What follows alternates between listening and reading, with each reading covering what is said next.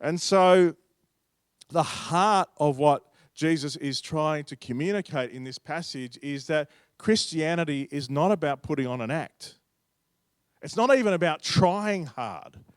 Following Jesus is about who you actually are. One of the truths of following Jesus is you just can't fake it. Ultimately, who you are shows up.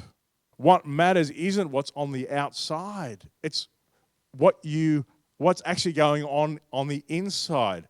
What you actually believe to be true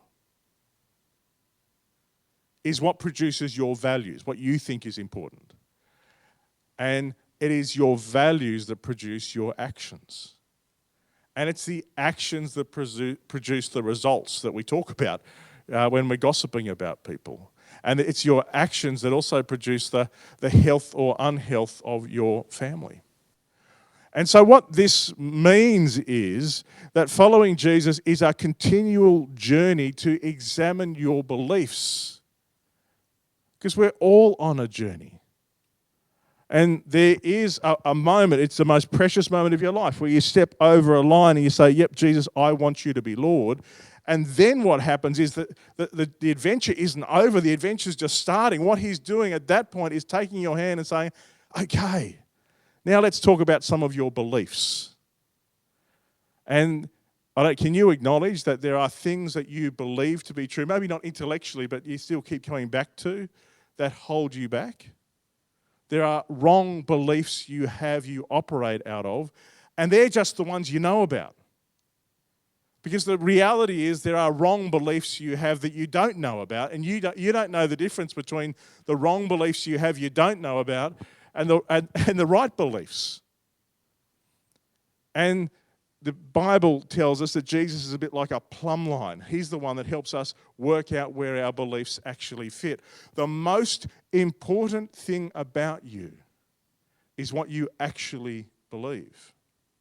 And sometimes your wrong beliefs just come from the fact that you're a bit naive and haven't had to face stuff. Sometimes your wrong beliefs come from the painful chapters of your life. I still remember the end of my time in Fusion was quite complex. And I still remember being in Canada in a healthy team that was quite different. And I remember this. There was a moment where there's a bunch of people talking in a corner, and I just assumed they were gossiping about me. They weren't at all. But my wrong beliefs, because of my painful history, had meant I was seeing things wrong. It's so important to understand that becoming a Christian isn't the moment where everything's finished. It's the moment where the adventure starts. And what Jesus is toughest on about the Pharisees is they're all about the show, but they're not doing the work to work out what's going on inside. Let's look at Matthew 23:25. Woe to you, teachers of the law and Pharisees, you hypocrites! You clean the outside of the cup and dish, but inside they're full of greed and self-indulgence. Blind Pharisee. First clean the inside of the cup and dish, and then outside will also be clean. Jesus knows how it works. Get the inside stuff worked out, and you won't have to put on an act, he's saying. And it's a journey, isn't it? I don't know, can you start to identify some of the wrong beliefs you have? And again, just a writer, there are plenty of wrong beliefs you have that you aren't even aware of, but I know there are some that you keep coming back to that keep tripping you up. And you know they're wrong, but you still keep coming back to them, don't you? It's actually really important to be aware of this. You see what Jesus is saying? Get the inside of the cup sorted out, and the outside takes care of itself. He also gives us, while he's given us a bit of a guide for what godliness looks like in justice, mercy, and faithfulness, he's also given us a bit of an example of what the opposite of that is. And what is the opposite? Look, it's interesting. The opposite of justice isn't injustice.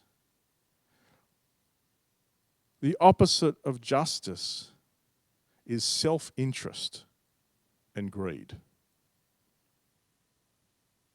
The opposite of justice is self-interest and greed. It's also the opposite of mercy, and it's the opposite of faithfulness. And we live in a culture that says greed is good, and look after the number one person in your life, you.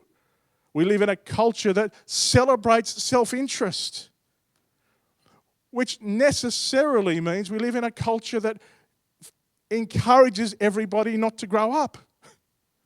Growing up is discovering that the world doesn't revolve around you. That's what growing up means. It is becoming a person of justice and mercy and faithfulness and letting go of your self-interest and letting go of your greed.